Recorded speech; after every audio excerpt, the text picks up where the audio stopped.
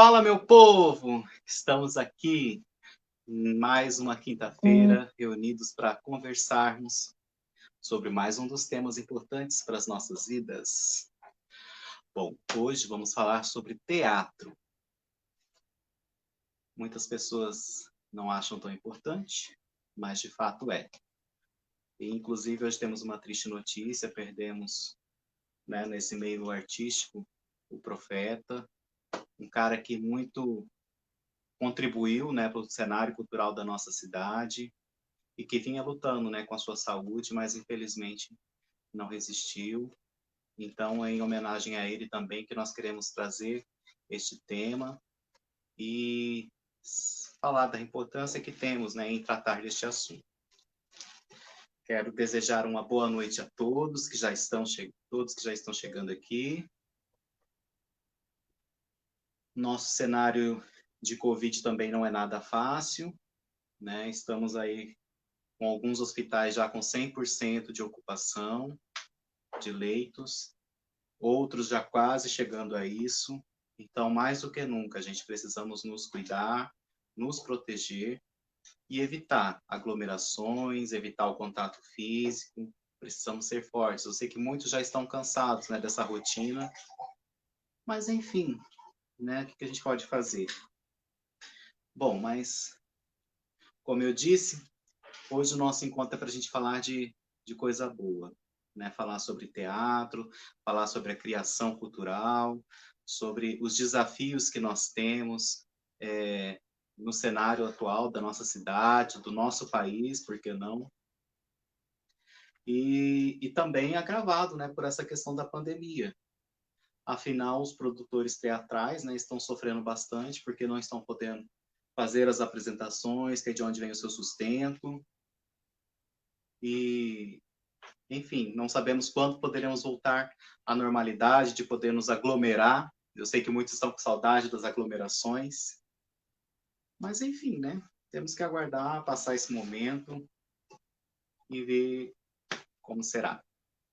Bom, os nossos convidados de hoje são dois atores surpreendentes que temos na nossa cidade, pessoas muito especiais, muito atuantes também, no cenário da nossa cidade.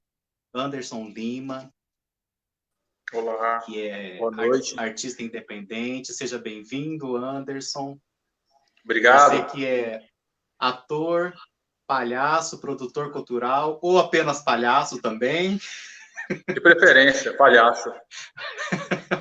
Como você se apresentou para mim, apenas palhaço, e é isso aí, é o que conta. Também estamos aqui representando nessa ocasião a companhia teatral, Grupo de Risco, e Iago Garcia. Seja bem-vindo, Iago, também. Boa noite. Boa noite. É um prazer enorme ter vocês dois aqui hoje para a gente conversar sobre esse tema que é realmente muito importante. Pronto, agora estamos os três lado a lado. O prazer é nosso de estar aqui, de estar podendo estar tendo essa conversa aqui, estar tendo esse... Seu som está falhando, Iago. Anderson, quer falar alguma coisa?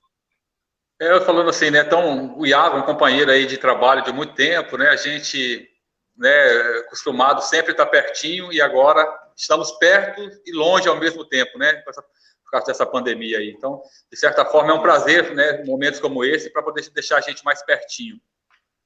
É isso aí. Esse é o que a gente tem no momento. As aglomerações agora são nas telas dos celulares e dos computadores. Conseguiu resolver, Iago? Tá bem baixinho, igual daquela hora.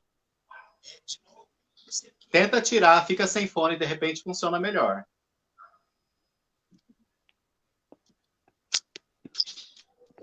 Oi. Um probleminha tem. Isso, melhorou. Melhorou? Melhorou, acho que deve ser o seu fone. Mais uma vez, boa noite. Obrigado pelo convite de estar aqui representando o Teatro Grupo de Risco. E, assim, uma alegria também de podermos rever o Anderson, né? E como ele falou, a gente estava sempre junto e agora cada um na sua casa, cada um no seu lugar. Pois é. A gente está todo mundo ansioso para se aglomerar de novo. Sem dúvida. Ver o público, ter o contato com o público, principalmente, né? Acho que isso está fazendo falta para todos nós artistas. Eu acho que isso aí é o que tem deixado a imunidade mais baixa. Pior, né? Não tem coisa melhor do que você sentir o público, o calor do público, a reação do público, ver o sorriso nos olhos das pessoas. Realmente, por mais que a gente faça as interações online, é difícil a gente ter esse retorno. Sem dúvida. Bom, meninos, para a gente não perder mais tempo, eu já queria saber de vocês, né? Um breve histórico para quem não os conhece. Eu sei que muitos já os conhecem, mas aqueles que ainda não os conhecem, que vocês contassem rapidamente para a gente um pouquinho dessa trajetória de vocês e o que vocês fazem, onde vocês atuam hoje. Anderson, pode começar? Posso, claro. Bom, eu sou o Anderson Lima, né? Eu sou palhaço, produtor cultural e ator, né? Mas ultimamente, palhaço quase que 100%. A minha formação ela é nas artes visuais, porém, eu atuo há muito tempo já com o teatro, né? Então, as artes visuais veio mais para um acréscimo dentro do meu trabalho, mas tenho uma formação no teatro e na palhaçaria com oficinas, cursos, com grandes mestres aí do Brasil e fora do Brasil. Sou membro fundador do grupo Flor e Espinho Teatro, que, né, teve uma atuação muito forte em Campo Grande, mas durante 2015, mais ou menos, eu rompi com um trabalho de grupo e saí sozinho, dando uma viajada pelo Brasil, realizando aí um sonho antigo.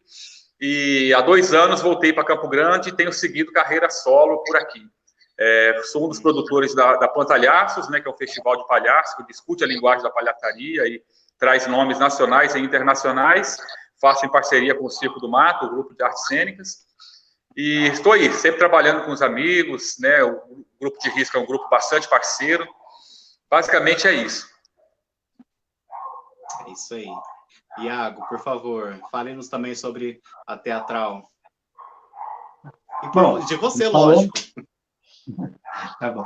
Meu nome é Iago Garcia, né, como vocês já falaram.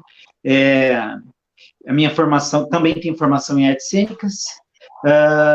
Sou ator. Também eu acho que aqui em Campo Grande não dá para a gente ser só ator. Então, assim, cada um de nós é um pouco ator, é um pouco produtor, é um pouco diretor, né? E eu já fiz parte de vários grupos de teatro aqui de Campo Grande. E no momento, né, desde 2007, se eu não me engano agora, eu estou no Teatral Grupo de Risco. Teatral Grupo de Risco é um grupo de teatro que já tem, agora, dia 28, vai estar fazendo 32 anos de história no Mato Grosso do Sul. É um grupo que, assim, por lá já passaram vários atores que hoje têm suas companhias, mas passaram pelo Teatral Grupo de Risco. O Teatral Grupo de Risco, ele trabalha com uma linha procurando buscar a identidade do sul-mato-grossense, né? Então, é um grupo de muita pesquisa e é um grupo que está, assim, de resistência, né? Sempre está ao lado dos movimentos para que a arte chegue a todas as pessoas, aí, em todos os lugares. Acho que é isso. Realmente, isso aí. Então, nós temos aqui 2 formas de ser ator aqui, né? Uma você solo, independente, a outra numa companhia. E nessa perspectiva de cada um de vocês, como que vocês enxergam esse cenário cultural aqui na nossa cidade? Como que é a questão da produção cultural, das apresentações? Qual que é a percepção que vocês têm, cada um dentro da sua perspectiva? Pode eu começar, de novo? Iago. Pode falar. Pode começar. Pode ser? Então, pode. Eu acho que é o seguinte, eu acho que tantos grupos, eu vou falar por mim, mas eu acho que é uma fala meio que envolve todos os artistas, né? Os produtores culturais. Eu acho que, por mais que a gente seja um grupo ou trabalhe individualmente, a gente percebe que, assim, é uma luta, né? Você tá produzindo arte no Mato Grosso do Sul. Ainda é uma luta. houve uma melhora? Houve, mas a gente passa por um momento, não só por conta da Covid, né, não só por conta dessa pandemia, mas anterior a isso, a gente já passava por um momento que estava que se fez difícil fazer arte, né? Então, eu acho que, assim, produzir arte no Mato Grosso do Sul, em Campo Grande, eu acho que como em todo o país, mas em Campo Grande eu posso falar daqui porque a gente está aqui, está sendo muito difícil, está sendo vencer o leão por dia. Eu acho que falta, sim, eu acho que esse cenário político que a gente vive, e quando eu falo um cenário político que a gente vive, não é só a questão do cenário federal, mas principalmente desse cenário estadual, que há muito tempo, desde que entrou no poder, ele meio que esfacelou a cultura no nosso estado. Ele meio que esfacelou, principalmente nós fazedores de arte, que essa arte do teatro, ela é uma arte assim que ela não é fácil de chegar em todos os lugares. E olha que a gente tenta fazer projetos para que chegue naqueles lugares que nunca foi um palhaço, que nunca foi um grupo de teatro, nunca foi uma arte que não seja uma arte de massa. E fazer arte nesses últimos anos, aqui no Mato Grosso do Sul, esse tipo de arte está sendo muito complicado. Acho que é isso. Anderson, sua perspectiva. Eu ia acabar sendo um pouco repetitivo aqui, né? Porque realmente o que o Iago traz aqui é uma situação, né, um quadro muito real do que nós enfrentamos aqui. Mas eu acho que ainda, né, daria para acrescentar, o Mato Grosso do Sul, no Brasil já é complicado, né? Já é complicado você trabalhar, entender o teatro como as artes, de uma maneira geral, como uma necessidade humana, né? Se a gente pegar a história das artes aí, vamos pegar um exemplo, Van Gogh, né, o que ele enfrentou para conseguir manter firme o seu posicionamento ideológico e a sua estética, né, pagou um preço muito alto, né, a ponto de morrer sem vender nada. Então, assim, lá atrás, né, no impressionismo, enfim, séculos atrás, e os países mais desenvolvidos, né, já tem uma história dos artistas construindo, abrindo caminho, né, para hoje a arte ter um lugar que não tem no Brasil ainda. Então, o Brasil, por ser um país mais novo, um país que foi, né, colonizado por essas grandes potências, ainda tem um entendimento de arte como uma coisa inferior. Então, nós estamos ainda, de certa forma, abrindo caminho para o que vai ser o entendimento de uma arte ainda aqui no Brasil. Por outro lado, o Mato Grosso do Sul, a nível de Brasil, é um estado ainda tido como estado do interior do Brasil, é um estado ainda onde o boi tem mais valor do que o homem, né? É um estado onde né, a agropecuária tem um lugar muito forte. Então, de certa maneira, a colonização ainda, né, o pensamento colonizador é um pensamento muito forte. E nós estamos desbravando isso, né? E aí, quando o poder público não vem entendendo que a arte é uma necessidade humana e desenvolve políticas para que as pessoas começam, né, ter acesso a isso, ter um conhecimento a isso, aí dificulta muito mais o nosso processo. E é isso que nós enfrentamos, né, uma política que não acompanha o que deveria acompanhar a arte, né? A gente até entende que às vezes o pessoal fala, mas está em crise.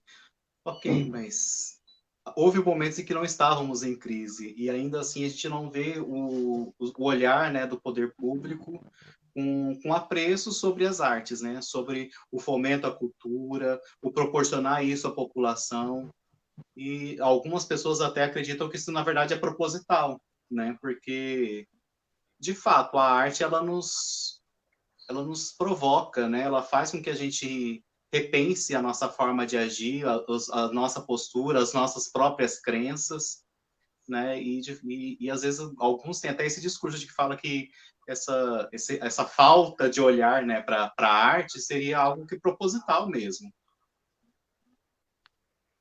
Eu não sei como eu acredito que sim, eu acredito que isso é uma maneira de não fazer o povo pensar, né? Porque assim o teatro, principalmente, eu digo, o teatro tem que puxar sardinha para nós, né? Mas assim, lógico, o teatro ele vai é uma arte que ela tem vários vertentes, mas ela vai fazer o quê? Realmente, ela vai fazer um questionamento para a vida, um questionamento social, né?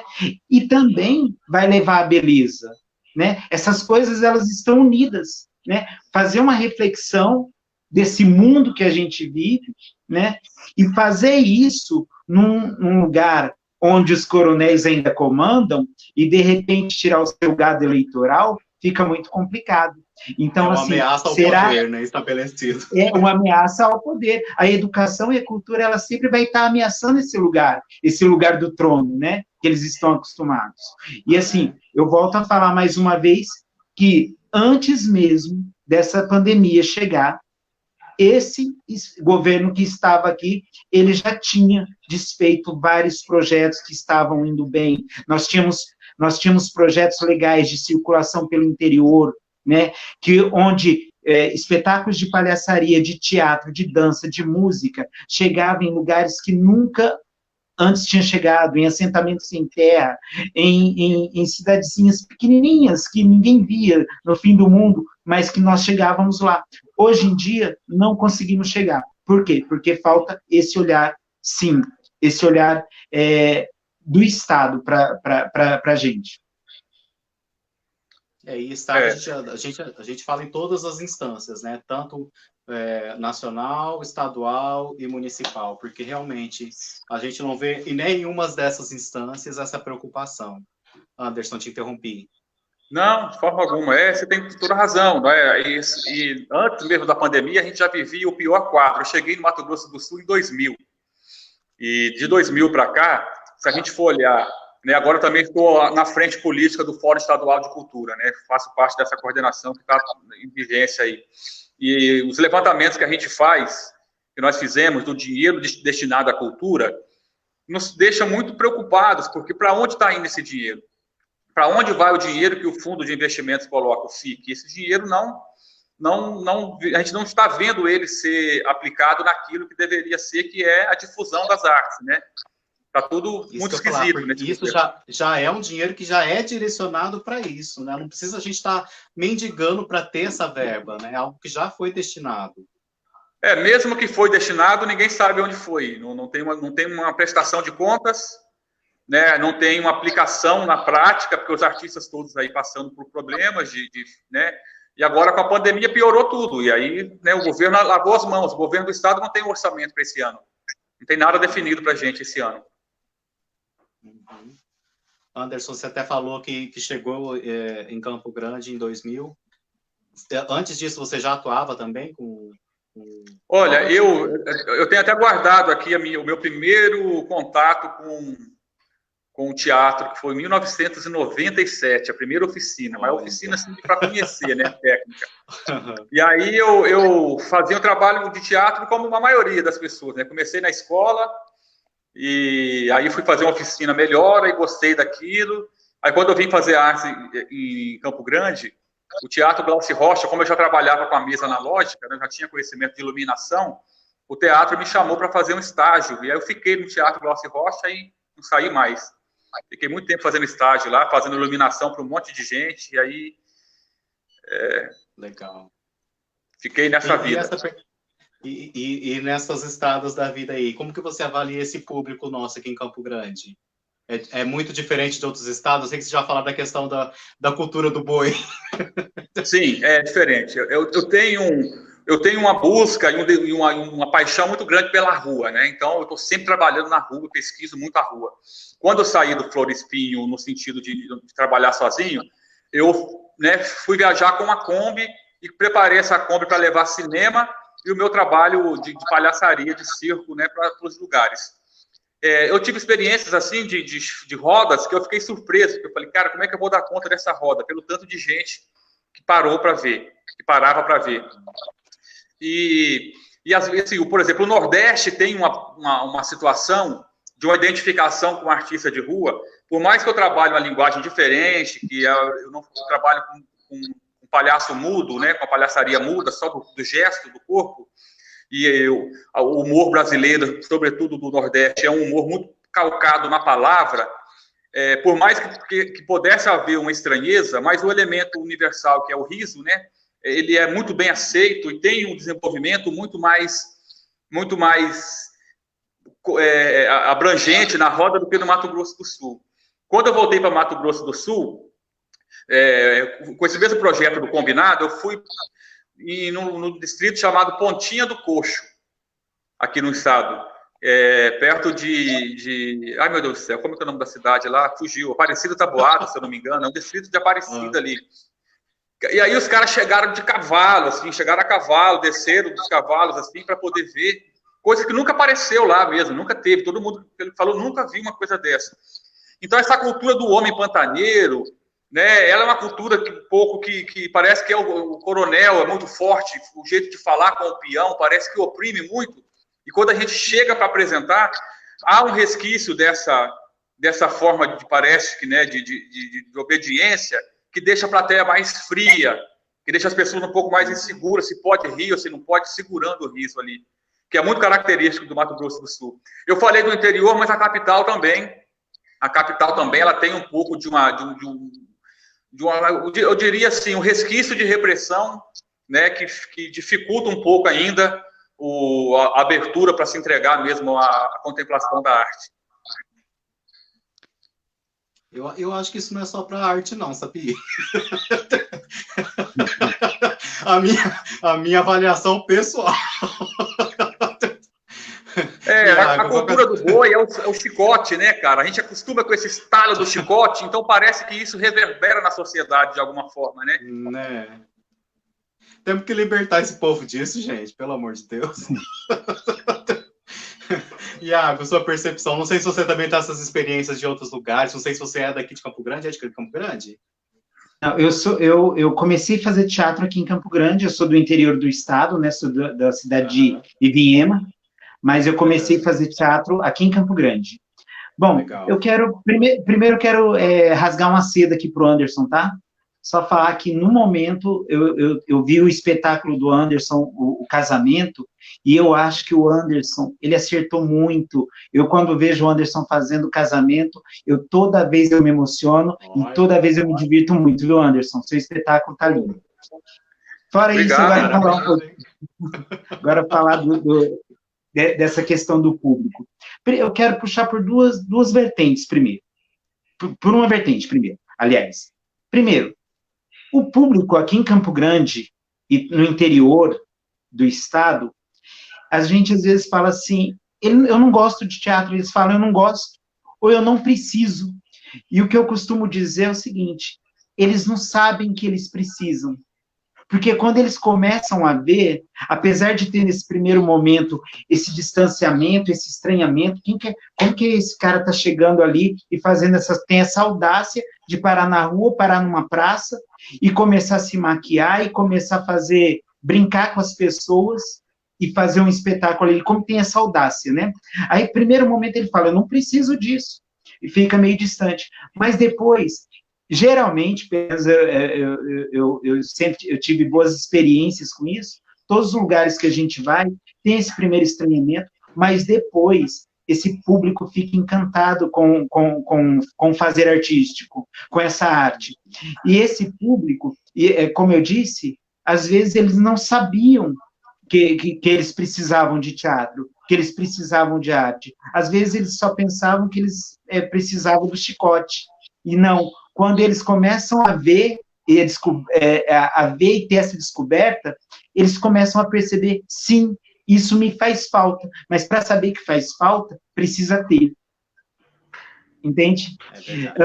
E assim, e é muito lindo quando a gente pega e vai com um espetáculo, como o Anderson foi, assim, para essa cidade que ele citou, que eu não lembro mais o nome, mas era pequenininha. Eu já fui em acampamentos sem terra, eu já fui em cidades aqui pertinho de Corbinho, mas que nunca tinha ido um espetáculo de teatro. A gente já fez espetáculo de teatro, na época eu lembro ainda que eu estava com o Circo do Mato, e a gente fez um espetáculo de teatro num pátio, que na verdade era um pasto, com luzes de carro, que os caras ligaram para a gente poder apresentar. E foi uma coisa muito linda. E eu falo o seguinte, às vezes esse público está endurecido, por quê? Porque não tem esse contato com a arte.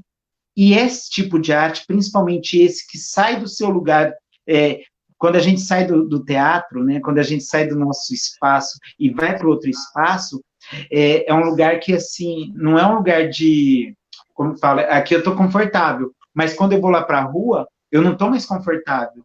E aí, assim, eles não têm a obrigação de parar e ver, mas quando eles param e vê, eles percebem que eles querem mais daquilo. Então, assim, o público, ele só vai saber que ele precisa quando ele tiver o contato com isso. Existe um público que já foi cativo por isso? Existe, mas ainda tem muita coisa para se trabalhar. Tem muita coisa, tem muito público que nunca teve um contato com esse tipo de arte, e é preciso. E eu acredito, na verdade, assim, quando a gente recebe esses estímulos desde a infância, fica muito mais fácil isso acontecer no futuro. Eu falo isso por mim mesmo.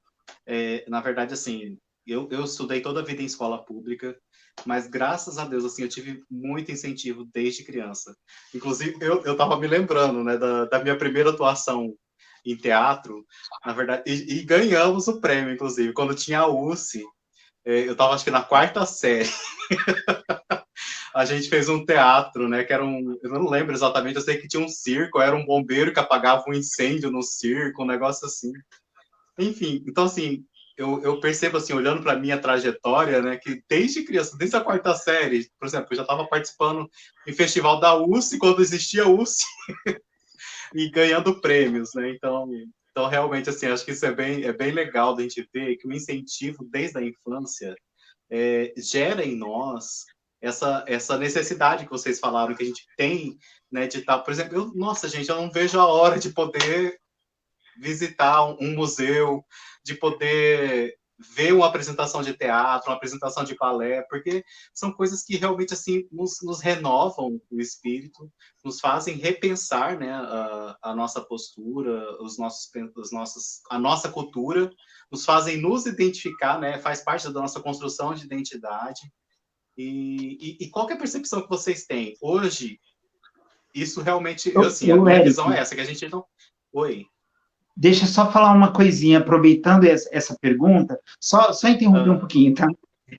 Claro. Olha só, eu vou falar dessa questão, olha só o que o Estado fez, você me falou da sua escola, quando você era criança e você fez o espetáculo. Olha só o que o Estado fez. O Estado, quando eu falo Estado, é o país, tá? Eu não sei diretamente de onde vem essa lei. Mas quando eu comecei a fazer teatro também, o que acontecia? A gente pegava, montava um espetáculo de teatro e a gente conseguia vender o espetáculo de teatro para as escolas. O aluno pagava lá seus 50 centavos, suas fichinhas, ou 2 fichinhas de passe, na época era fichinha ainda, e a gente ia lá e apresentava. Verdade. E aí, o que o Estado fez? O Estado, hoje em dia, além dele ele não deixa mais os grupos de teatro entrar nas escolas para apresentar, você entendeu? Cobrando, não deixa, o que eu acho bem errado também. E também não dá a possibilidade de uma escola ter capacidade de pagar um espetáculo de teatro. Então, assim, tirou das duas formas o teatro de dentro da escola. Esse primeiro contato que é, de repente, na escola, e que a escola pública só vai ter por meio de uma doação, de alguma coisa assim, até isso, eles nos tiraram. Então, assim, como que a gente vai conseguir alcançar essa criança, principalmente essa criança que está na escola pública, se eles fecharam as duas possibilidades? A criança nem pode pagar para ver um espetáculo na sua escola, e ela também não dá a possibilidade da escola comprar um espetáculo para mostrar para suas crianças. Fica difícil, né?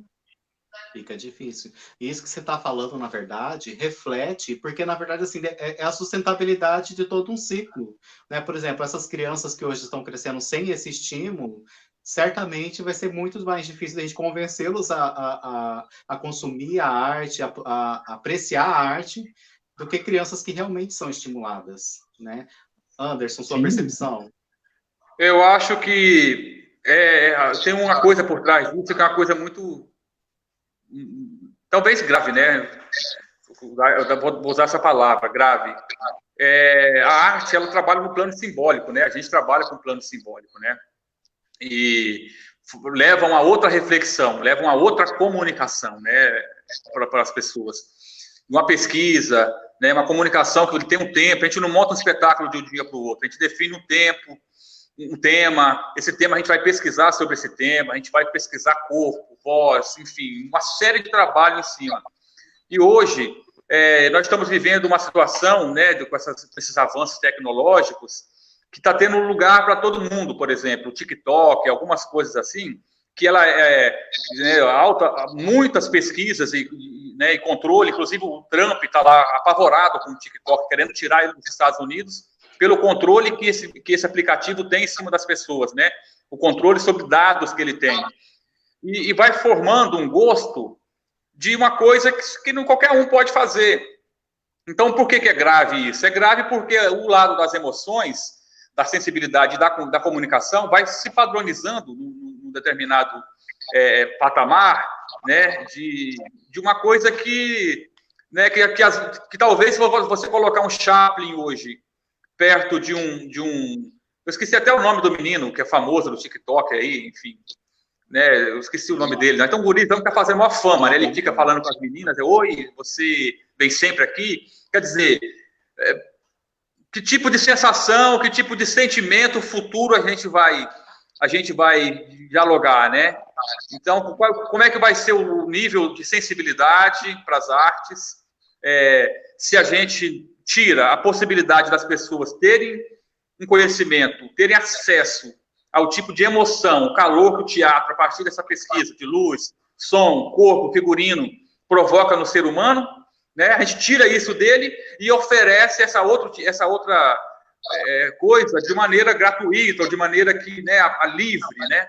Então, é um ponto a se pensar, e eu acho que o poder público ele não pode privar as pessoas, né, do acesso às artes, e se isso não for, né, discutido de maneira responsável com o poder público, a gente pode ter um processo, né, de sensibilidade bastante limitada a nível de um pensamento futuro, aí digo eu, né? Penso eu, né, sobre... E tem uma coisa, né, Anderson? E tem uma coisa também, porque assim, aí o Anderson falou dessas tecnologias que estão tão próximas e que, na verdade, não causam experienciação no aluno, não vou falar nem no aluno, que às vezes eu falo como professor, mas assim, não causa essa experienciação no indivíduo, na criança. E aí, por um outro lado, tem uma coisa assim, se o Estado não pode colaborar e não pode abrir as portas das escolas, né? O que acontece? Cada vez mais essa arte teatral, essa arte ou de um balé, ou de uma ópera, ou que seja assim, cada vez ela vai ficando mais elitizada. E aí, assim, tem pessoas que elas não vão no teatro porque elas acham que se elas forem no teatro, elas vão ter que colocar a melhor roupa dela, né? Porque isso já se... A pessoa, ela fala, eu não tenho nem roupa para ir nesse lugar. Não tem nem roupa para ir. O imaginário já foi criado dessa forma. Esse tipo de arte foi elitizado. Essa classe pegou essa arte e se apropriou. E hoje em dia, cada vez mais querem nos distanciar desse público, do povo, né? Em si. Eu acho que é por aí também, a gente tem que pensar nisso. Não, o teatro ele não pode ser elitizado. Muito pelo contrário, ele tem que se aproximar mesmo. Eu falo assim, dá uma certa preocupação que pode parecer estar se censurando ou querendo, né? Não é isso, não é de forma alguma, né? As tecnologias estão aí, apesar de insegurança de falar de um tema que é novo, né? E a revolução da informação, a gente não sabe o que vai ser isso ainda, né? Só o futuro vai dizer. Mas a preocupação, sobretudo, é quando o governo não entende. Por exemplo, o governo oferece gratuitamente saúde, oferece a educação, oferece segurança pública, mas as artes o governo tira. As artes o governo não quer ter responsabilidade em cima dele, e aí, por quê? Porque é o campo das emoções, é o campo do questionamento, é o campo de perguntar por quê e será, né? Então é mais fácil para o governo manter um padrão, né? É mais fácil ele não querer entrar em embate, e aí vai limpando a sensibilidade das pessoas, o nível de crítica, de percepção, e vai padronizando numa coisa que não tem muito fundamento.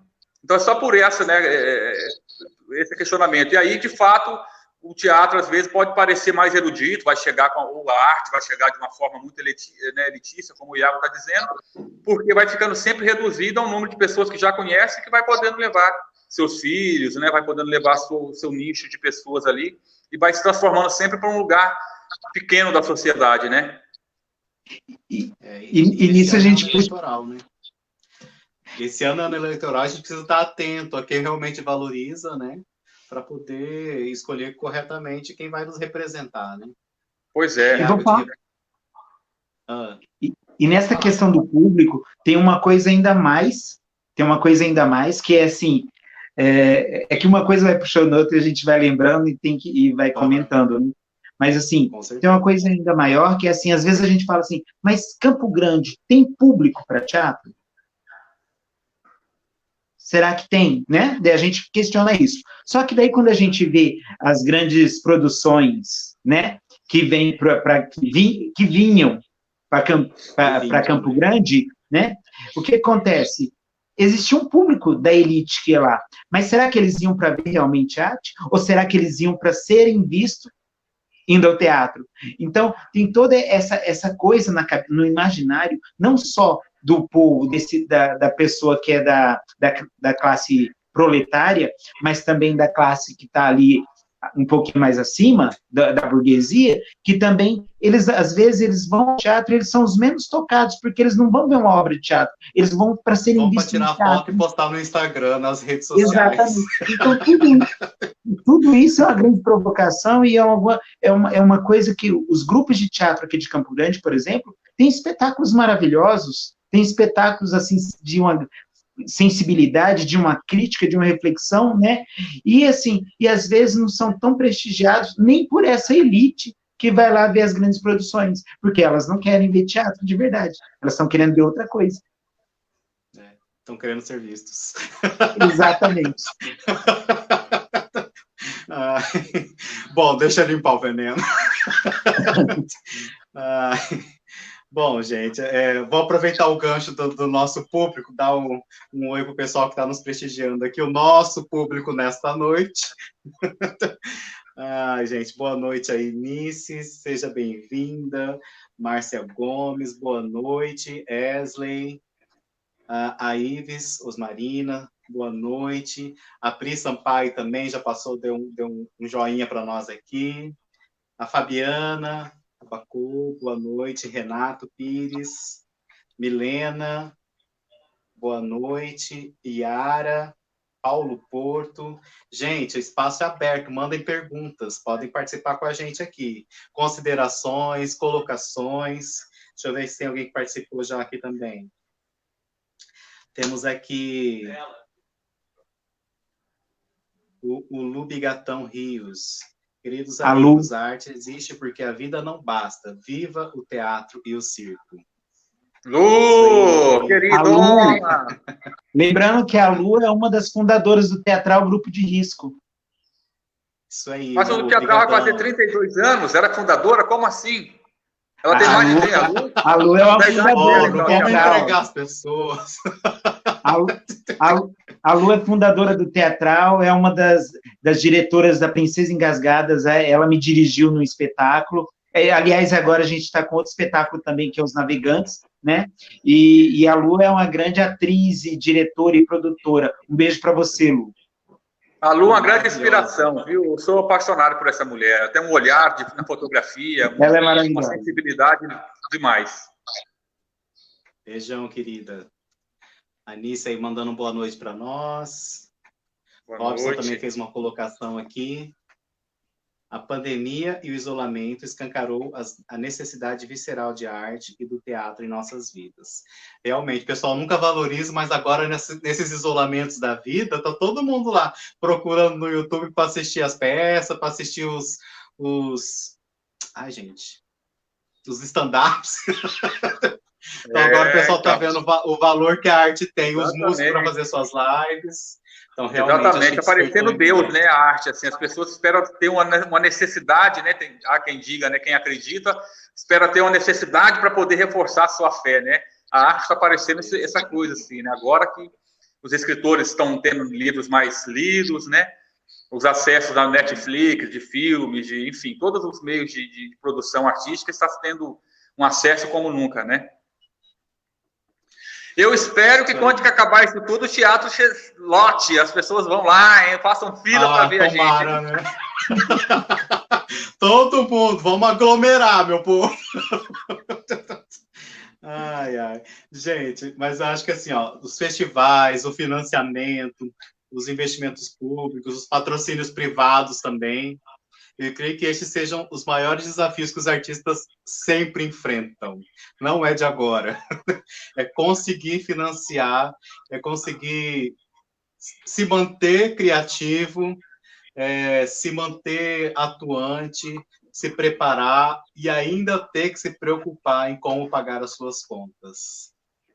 Gente, qual que é o desafio que vocês enfrentam nesse dia a dia com relação às finanças? Quer falar, Anderson, ou eu falo primeiro? Pode falar, Iago. Eu vou me preparar agora, vou dar uma respirada funda, porque isso aí toca... Gente, por favor, sem precisar cortar os pulsos, ok? Olha, eu acho como todo brasileiro, a gente está assim, tá passando por uma fase difícil, uma fase de muitas dúvidas, só que isso para a gente não é, por exemplo, uma surpresa, né? Eu acho que esse momento que chegou no país agora, para muita gente é surpresa, é fora do comum, né? Algo assim, meu Deus, isso aconteceu. Só que para a gente que já vivia da arte, que já estava ali na labuta, não chega a nos assustar tanto, no sentido de que a gente já vinha com essa luta, sempre teve essa luta, né? E o que acontece? Você falou de festivais, você falou de financiamento, então tem duas coisas aqui. Vou reforçar mais uma vez, parece que eu estou pegando no pé. Mas existe uma má vontade política desse governo Azambuja, juntamente com a secretária Mara Caseiro, que não dá, né? Não dá. Se já é difícil, com essa má vontade fica mais difícil ainda. Uma outra coisa, ainda que as pessoas, o investidor, né, ou os empresários, e os grandes empresários, aqueles que podem fazer, às vezes não fazem, porque eles ainda não entenderam que quando a gente está pedindo um investimento em um espetáculo de teatro, não é a gente não está lá como um pedinte, você entendeu? Mas que é um investimento da sua empresa. Então, assim, ainda não tem esse olhar. Então, precisa ter esse olhar, que não é, que é investimento, sabe? E que vai ter retorno, que pode sim ter retorno, e precisa ter uma vontade política, para que as coisas comecem a andar. Eu acho que é isso, senão vou falar demais. Esse é um lado, né? O lado que o governo sempre massacrou muita gente. E agora concordo com o Iago que o governo atual aí é o pior do que eu vivi aqui, né? Dos 20 anos aqui em Campo Grande, foi a pior administração. O teatro está fechado, o centro cultural caindo assim, de maneira bem... o espaço da cultura, o memorial foi dividido e quase que saiu dali. Quer dizer, não tem secretaria, não tem boa vontade, não tem quem tem capacidade administrativa. Estou falando, enquanto pessoa física, né, é legal, assim, por eu estar assumindo uma coordenação de fórum, né, desvencilhar, porque ali, né, o lado que a gente ouve a base e faz uma política de acordo com a base é o lado pessoal, falando aqui, né, eu devo ser sincero e admitir que realmente é a pior gestão, porque quem está ali sentado para gerir não tem a conversa da cultura, não tem. Ontem nós fizemos a live com o Célio Turino, que é um cara da cultura, que está aí nacionalmente produzindo cultura, fazendo os pontos de cultura, tem um debate de cultura. Então, quando a gente ouve, né, a gente sabe, né, o que respaldo dá. Então, isso é complicado. Massacra, então a gente vai calejando, né, vai se calejando e vai tentando sobreviver com as nossas forças. Mas tem um outro lado aí, que é um lado que me toca muito, que é o lado do que me faz ser humano, que ser artista é uma necessidade humana, não dá para explicar isso. Eu abri mão, não é por falta de opção, eu abri mão de outras coisas, né? Eu deixei de dar aula, né? Deixei de dar aula em universidade, né? Para poder ser artista e viver da arte. Então, estar longe do público, estar longe disso que a gente está conversando, né? De sentir a temperatura do público, de levar nosso trabalho, levar nosso questionamento. Então, acrescenta essa dificuldade que eu acho que para o artista também, né, vem com um peso muito grande, que é o estar fora da plateia, que é o estar fora da temperatura que o nosso trabalho produz. Uma roda, seja uma roda no meio da rua, seja em cima de um palco. Eu tenho tentado aí fazer vídeos, tenho tentado exercitar um outro lado, mas vou dizer que às vezes bate aquela saudade, aquela vontade louca de botar uma máscara, de formar uma roda, mas a responsabilidade social, né, faz com que a gente realmente não faça essa loucura. Mas é pesado, viu? Não ter o público perto, bate.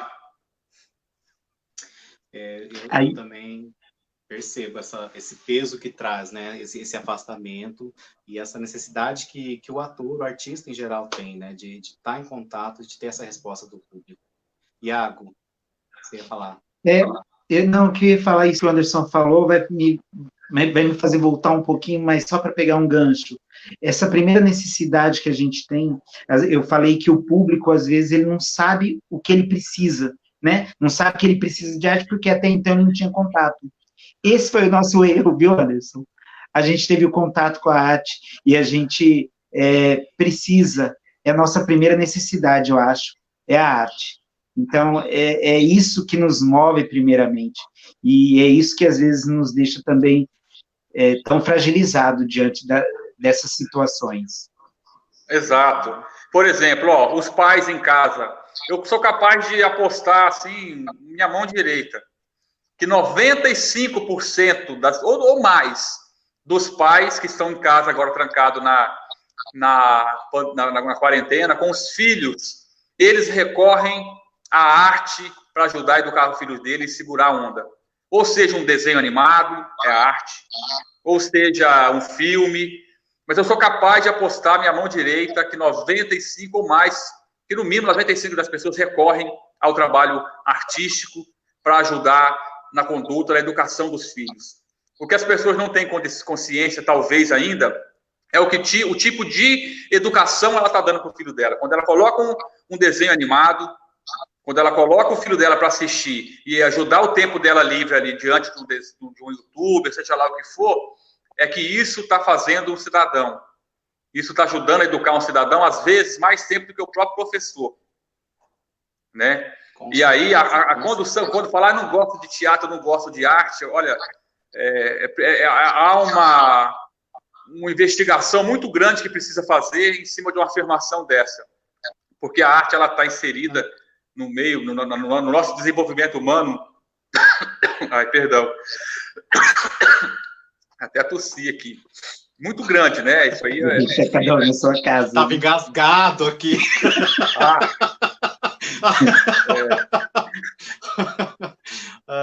Não, mas esse discurso de afronta, né, a arte, ela perpassa, inclusive, em questões legais mesmo, né? Muitas pessoas se dizem contra a tal da Lei Rouanet, né, que vem aí para incentivar, né, os investimentos privados na produção artística, né? Eu também sou contra. Todos temos Até as nossas críticas. Eu acho que todo artista pequeno, Érico, eu acho que todo artista pequeno, Érico, a gente, do jeito que está, a gente é contra. O problema da Lei Rouanet é a falta de informação e a alienação que se tem em cima do discurso, que criou de gente que não sabe nem o que é, falando que é Lei Rouanet. Mas é preciso entender a forma da Lei Rouanet. E eu queria que o governo que entrou agora, falando que ia acabar com essa lei, que é macho pra caramba, que bate na mesa, que quer armar todo mundo, eu queria que ele tivesse realmente acabado com a Lei Rouanet. Mas o que ele fez? Ele piorou ainda mais a Lei Rouanet. Ele deixou a lei mais injusta. Ele deixou a lei ainda mais injusta, que é uma lei muito injusta. É uma lei que ela só serve para o grande produtor, para o artista que já tem nome. Ela favorece o cara que já tem um salário grande da Globo. Para o pequeno produtor, para o pequeno artista, ela nunca serviu, nunca contribuiu. Infelizmente, né? Infelizmente. A ideia é boa, mas assim, ela foi muito mal construída. né? E a Exatamente. coisa. Eu acho que ela foi muito mal gerida durante todos esses anos que ela esteve aí presente, né? Eu acho que houve pessoas que usaram de muita má fé com uma lei que ela, na verdade, ela tem sua importância, ela é muito importante, mas só que, assim, artistas que, infelizmente, usaram de má fé, uma gestão que usou de má fé, então, assim, se você coloca esses poderes na mão de pessoas que não têm caráter, e que não tem nenhum compromisso, de fato, com cultura, com educação, não vai ser bom. Agora, o que é preciso? Não é preciso tirar essa lei. O que é preciso é melhorar ela e transformar e servir para que seja feito arte, seja feito cultura, né? E outra. E que ela seja mais justa e alcance o pequeno produtor, o pequeno artista, né? As pequenas companhias. E o grande público. Ela tem que alcançar os pequenos produtores, os pequenos artistas e o grande público. Porque até então o que acontecia é que ela atingia os grandes artistas, que já tinham nome, né? E atingia o quê? A elite, novamente era a elite privilegiada. Novamente então, favorecendo a elite. Assim não dava, né? E agora ela pode ser usada para a igreja. Foi o que o Bolsonaro fez. Liberou para a igreja. Tudo bem, igreja pode, não sei, poderia. Aí é muito complexo. O terreiro vai poder também? As manifestações teriam que ser todas, então, né, abrir para todos. Mas aí há uma escolha de quem pode e quem não pode. Inclusive, tivemos aqui, tempos atrás, uma live, não sei se vocês acompanharam, mas de discussão sobre a questão da relação entre religião e política. Então, foi muito interessante. Quem não viu, pode dar uma olhada no nosso canal, ver lá. Foi uma live que o pessoal gostou bastante. Trouxemos aqui o pessoal da Umbanda, trouxemos os católicos, os evangélicos, e discutimos aqui essa difícil relação, mas que sempre existiu, né? O preconceito que há ainda com as religiões de matriz africana, né, que algumas coisas não consideram ela como religião, enfim. É um absurdo que a gente ainda vive, né? Um retrocesso ainda que é presente. Tivemos também recente agora a regulamentação da Lei Aldir Blanc, que é para vir dar um socorro ao pessoal aí. Aí sim! Olha a diferença da Lei Aldir Blanc para a Lei Rouanet, por exemplo. Né? Até o nome é uma coisa nossa, né? Lei Rouanet, não sei nem quem foi o Rouanet, olha a ignorância minha, né? Mas o cara é francês. Né? Pior que eu também não sei. Mas olha, a Lei Aldir Blanc, cara, ela está sendo, né, uma lei bem generosa, uma lei participativa, com a construção da sociedade civil, pensando exatamente naquele que está mais prejudicado agora, pensando nas religiões de matrizes africanas, entendendo ela como cultura, entendendo os terreiros, por exemplo, como espaço cultural, entendendo os ribeirinhos como detentor de conhecimento de cultura, as casas de reza indígena como ponto cultural. Quer dizer, está tendo uma visão agora, um conhecimento do que realmente é a cultura brasileira, como nunca teve, cara. Então, do problema todo dessa pandemia, a Lei Rouanet agora vem abrindo um leque. Hoje, eu não pude participar por causa dessa live aqui, que eu já tinha assumido o compromisso, de um movimento nacional, de um encontro nacional que está acontecendo agora, puxado, sobretudo, por um pessoal de Minas, sobre os técnicos de iluminação e espetáculos, e som. Os técnicos. A galera que nunca foi olhada, nunca teve o edital para contemplar técnico. Agora o governo do Estado, também na emergência da lei cultural, conseguiu olhar para o técnico. Quer dizer, a gente está abrindo o mercado da cultura e quem são as pessoas que realmente são afetadas e quem são os trabalhadores desse segmento, como nunca olhamos, né? Como nunca teve um olhar tão sensível para esse mercado, né? De palavra horrorosa, né? Mercado, mas para esses trabalhadores. É o que há. Exatamente. Mas acho que é isso. A gente tem muita expectativa em cima disso daí e não vemos a hora de começar a realmente acontecer, né? Que por enquanto está só no papel. Ó, chegou dica para nós aqui. A lei tem o nome em homenagem a Sérgio Paulo Rouanet, seu criador e secretário de Cultura da Presidência da República de então. Ou seja, de quando foi criado. Não tem nada a ver com arte. Sim, é que é tão distante da gente. Olha, eu fiz um festival, né, ao lado do Expedite Monte Branco durante muito tempo, Fest Camp. Foi um festival muito grande, de projeção muito, muito grande nacionalmente, e recebíamos convite direto de empresas de São Paulo que queria captar recurso para esse festival. Foi aí que eu comecei a entender melhor a Lei Rouanet. Nós aprovamos na Lei Rouanet e não conseguimos captar. Não tinha empresa que queria apoiar o projeto. Por quê? A empresa ela quer uma visibilidade tão grande que a gente acabava vendendo a nossa alma para poder ter esse recurso para o festival. E os produtores que queriam pegar, eles captavam mais recursos para a própria produção do que daria para a gente. E aí, cara, a gente foi entendendo que a Lei Rouanet realmente, para o pequeno, para o interior do Brasil, se a gente for fazer uma soma, eu sou capaz de apostar que não tivemos, ao longo do estado do Mato Grosso do Sul, 10 projetos contemplados pela Lei Rouanet. Capaz de a gente não ter tido isso o tempo todo. Ela favorece os grandes eixos, Rio, São Paulo, e um grande figurão da Globo, um grande figurão de produção aí. É uma lei que ela foi injusta. O empresário quer, na verdade, a publicidade, né? Em publicidade ele quer com quem já tem nome. Então, acho que é isso. Iago, você quer complementar alguma coisa? Não, eu só... Bom, eu falei não, mas só, né? Mas falar é que, assim, eu acho que essa lei, são leis importantes, né?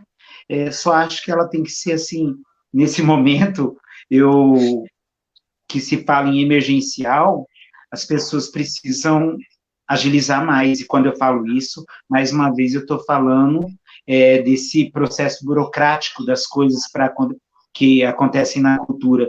Tudo, eu acho que tudo no Brasil ele é muito burocrático, mas quando se fala na parte de cultura, parece que ela fica ainda mais burocrática. Não sei se é porque a gente está ali vivendo, né, vivenciando aquilo, fica muito difícil.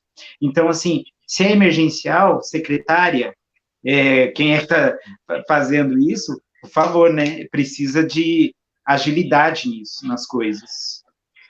Porque tem gente que está precisando, porque é a renda de vocês, é a renda do pessoal que trabalha com arte e não está podendo produzir nesse momento, né? Então precisa desse apoio aí para poder sobreviver, literalmente. E tem uma coisa que eu vou falar aqui que eu não sei se é... Só um pouquinho, tá? Vai falando aí, Anderson, fala aí para mim, só um pouquinho, minha cachorrinha quer sair. A cachorra do Iago quer sair. Enfim, mas eu concordo com o Iago, né? A lei, inclusive, a lei ela dá um tempo de 90 dias, né? Para que o Estado se coloque, né, 60 dias município e 90 o Estado. Então, é uma lei que ela tem urgência de colocar logo o plano de ação, né? E que isso seja já, né, direcionado para quem precisa. E realmente precisa ter mais rapidez aí. Eu vou só falar de algumas coisas que, assim, envolve a cultura e envolve alguns artistas daqui de Campo Grande e também do estado que eu conheço. O que acontece? Muitos artistas aqui do estado, eles participam de grupos de teatros, grupos de dança, né, são iluminadores, enfim, só que eles também, assim como eu, têm uma outra profissão. Eu sou professor, e tem outros atores que são, enfim, trabalham aí, né, em secretarias, ou são funcionários públicos, enfim. E o que acontece? Essas leis, geralmente, elas não deixam com que a gente participe dessas... a gente não pode entrar em nada. Né? Não pode receber, exatamente. Nós somos excluídos por conta de ter um outro trabalho fora. E, assim, eu acho isso injusto, de uma forma eu preciso do outro trabalho, é claro, e gosto também. Eu não só preciso, como eu gosto do trabalho que eu faço. Eu sou professor e gosto, eu realmente gosto. Mas eu gostaria de estar em projetos, e às vezes, e não é para ganhar o dinheiro, mas para estar no projeto. E às vezes eu não posso constar em algum projeto, não posso ser convidado, não posso fazer nada. Eu acho isso uma injustiça, e eu acho que isso é alguma coisa também que é hora da gente rever, né? Porque é artista, mas tem outra função, mas é artista. Quantas pessoas que não fazem outros trabalhos e fazem 2, 3, 4 trabalhos por aí? E, na É verdade, isso. isso acaba complementando a renda de vocês, né? Mesmo que você tenha uma outra profissão, é uma forma de você complementar a sua renda. Então, vai fazer a falta você não está podendo produzir nessa outra atividade. Mas, É. enfim, são questões que a gente tem que discutir e considerar. Já caminhando para o final, a gente já está aqui há 1 hora e o nosso tempo voou. Nossa, já acabou, já 1 hora. Gente, a gente trabalha muito com imaginação, né? Trabalhar com arte é você levar as pessoas a imaginarem. E a gente tem um cenário que a gente já pintamos esse cenário aqui, que não é muito favorável. Ainda temos os teatros fechados, temos fechados não por conta da pandemia, fechados porque estão fechados, porque não estão Má em vontade condições pública de mesmo. receber o público, né? E eu queria que a gente imaginasse uma cidade, uma Campo Grande, em que a gente tivesse esses espaços funcionando, tivesse o incentivo que a gente tanto precisa para poder produzir, tivesse o reconhecimento desse público que nos prestigia. Que impacto que vocês vislumbram na sociedade com tudo isso acontecendo nesse mundo mágico que a gente pinta agora? Bom, eu acho que se a gente tivesse mais teatros funcionando, tivesse mais vontade políticas, né, para poder fazer com que os teatros funcionassem, tanto o teatro Araci-Balabanian, Teatro do Paço, qualquer tipo de teatro e qualquer arte, a gente teria menos prisões, a gente teria menos pessoas roubando, matando, teria uma educação que seria mais fácil, né? Então, assim, nesse mundo mágico, como eu falei, o teatro, às vezes, ele vai conseguir falar coisas para o ser humano que um professor não vai conseguir falar, que às vezes um pai, uma mãe não consegue falar, mas a arte, ela vai driblar a dureza do coração e vai chegar naquele ponto. Então, se a gente tem mais arte na cidade, quanto mais arte a gente tiver, menos as outras preocupações. Para mim é isso.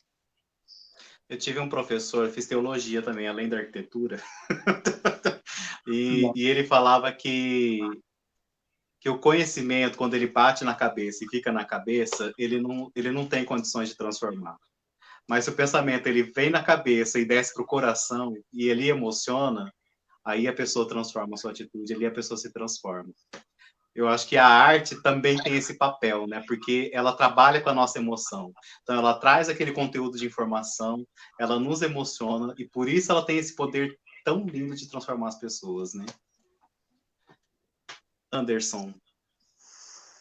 Cara, eu concordo com tudo que o Iago falou.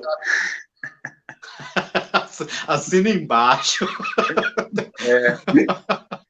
Eu acho que é isso, sim. Eu volto a dizer, né? O tempo todo a gente está com as questões das artes sendo colocado para a gente de uma maneira educação. A gente cresce com ela, né? Sobretudo nos desenhos animados, nos filmes de Hollywood. Por que Hollywood é uma potência? Por que os filmes...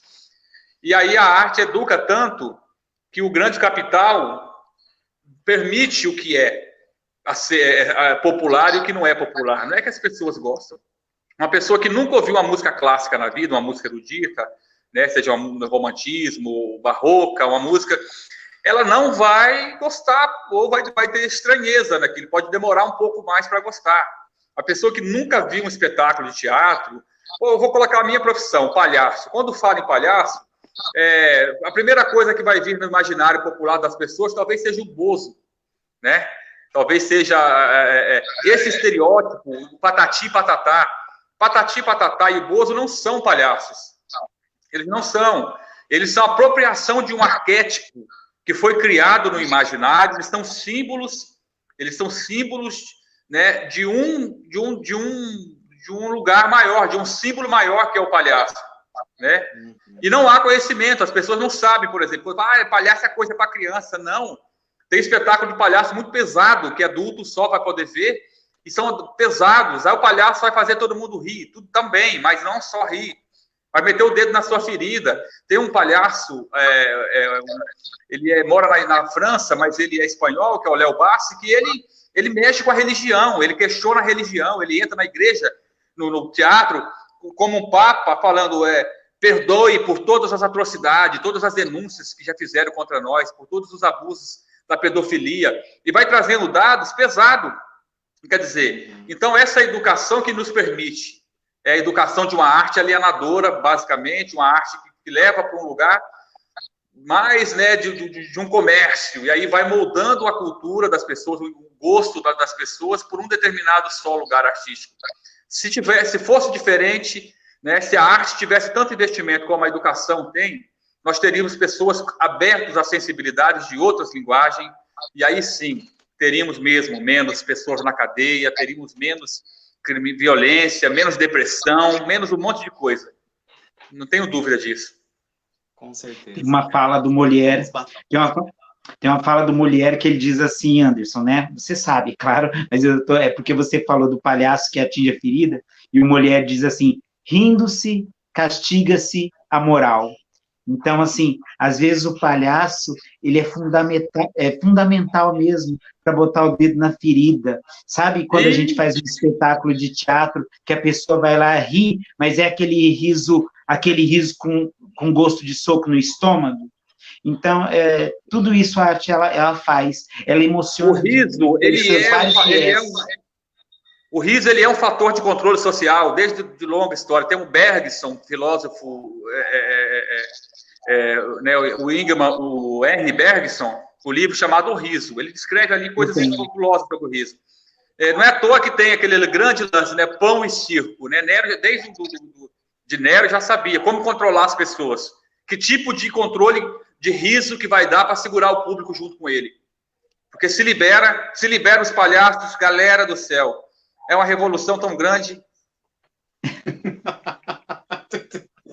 Ai, gente, mas olha, foi um prazer. Quero que eu vou passar para vocês agora fazerem as considerações finais, para deixar aí para o nosso público mais uma palavra aí. Iago. Tá. Bom, primeiro agradecer, Eric, né, ao convite, de estar podendo aqui estar conversando com você, com o Anderson e com o público que está aí nos assistindo. Eu não consigo ver aqui, não sei, porque eu não sei mexer, talvez. Mas, enfim, agradecer a vocês por essa conversa. Dizer assim que a gente está com muita saudade, e quando eu estou falando isso, acredito que não estou falando só do Teatral Grupo de Risco, nem só do Iago Garcia, mas eu estou falando que nós, artistas, estamos com muita saudade do público, né? Saudade, não, e quando eu falo saudade, é não só estar lá no nosso espaço, mas da gente estar no espaço de vocês também, da gente poder transitar perto de vocês. Isso nos faz falta. A arte, ela nos faz falta. Ela é a nossa primeira necessidade. Então, assim, eu quero que tudo isso passe logo e que a gente possa se encontrar novamente, eu e o público, eu e o elenco, e eu e vocês. É isso. Obrigado. Amém, tomara, vem logo, passa logo essa pandemia. Vamos isso. lá, Anderson. Obrigado pelo espaço, né? Sempre importante estar trazendo a arte como pauta, né, das discussões, isso é importante. Muito obrigado mesmo por esse espaço. Eu também reforço a saudade grande do público, mas é hora da gente ser humano, né? Pensar no outro, pensar que tem pessoas em grupo de risco, que pode ser muito difícil superar. A minha vizinha aqui perdeu a mãe e ela ficou gravemente internada. Segura a onda. É hora de segurar realmente a vida, é o que é mais importante, né? Responsabilidade humana. Quando passar isso tudo, vamos celebrar, vamos nas ruas. Só desejo que o ano que vem o carnaval seja prorrogado até dezembro. Vai passar, a gente vai poder se abraçar, festar, mas agora é hora realmente, né, do lado humano, da gente ser generoso e segurar essa onda, que a vida é mais importante. Quem puder e quiser seguir lá no Instagram, né, Anderson Lima, _CG. Eu tenho feito alguns vídeos, experimentado algumas coisas. Dá uma olhada lá no trabalho, de repente, compartilha aí com o pessoal. E é isso, daqui a pouco a gente está junto. Iago, saudade de você. Um beijo para o Teatral Grupo de Risco, esse grupo querido, meus companheiros, meus camaradas. Eric, obrigado, viu? Um beijão para vocês. Beijão, eu quero falar gente. mais uma coisa, É que, assim, Fala. quem assistiu o Anderson lá nas lives dele, né, não vai se arrepender, gente, tenho certeza. Ó, principalmente se ele fizer, você fez, Anderson, mas se ele fizer o casamento. Como é lindo, como é bonito. Parabéns, Anderson. E quero falar aqui que o Teatral Grupo de Risco, nós passamos por essa conversa e eu não me atinei, mas o Teatral Grupo de Risco está precisando também da sua participação financeira, numa vaquinha que a gente está fazendo lá, para manter o nosso espaço, o espaço onde a gente ensaia e onde a gente recebe outros grupos de teatro para dar oficina e para apresentações de teatro. Nós estamos precisando dessa ajuda de você que está assistindo. Enfim, contribua com a gente. Beijo para vocês. Isso aí, gente. Obrigado. Compartilhem, mandem também para os amigos. Gente, meninos, muito obrigado. Foi um prazer enorme ter vocês aqui. Agradeço de coração, sabe, a disponibilidade de vocês, de estarem aqui participando com a gente. Quero dizer que o nosso espaço aqui do Papo Camarada é um espaço democrático. Quando vocês quiserem, sabe, vamos conversar sobre isso, indico a pessoa tal para a gente falar sobre isso. Eu quero que vocês participem, isso aqui é de vocês também, tá? Eu acho que a gente tem que batalhar para a gente ter esse cenário que a gente acabou de imaginar aqui. Queremos mais investimento em arte, queremos os nossos espaços funcionando, queremos estímulo para as nossas crianças, para o público visitar os teatros, visitar os museus, visitar e apreciar a arte, porque é isso que a gente precisa. Tá bom? Obrigadão, o carneiro meninos, sacrificado morre, o amor morre, só a arte não. Já dizia o Chico César, né? Só a arte é eterna. Grande Chico César. Até mais, meninos. Brigadão. Valeu.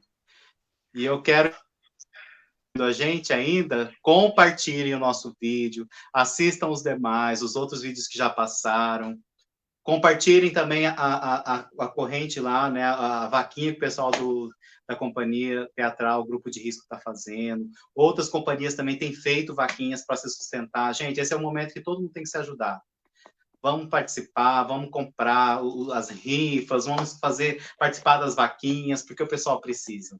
Enquanto não tem esse apoio, enquanto estivermos vivendo essa pandemia, precisamos ajudar um ao outro. Então é isso aí, gente. Semana que vem temos mais Papo Camarada e eu espero vocês aqui. Quinta-feira, às 19 horas, estamos aqui. Beijão a todos, até mais.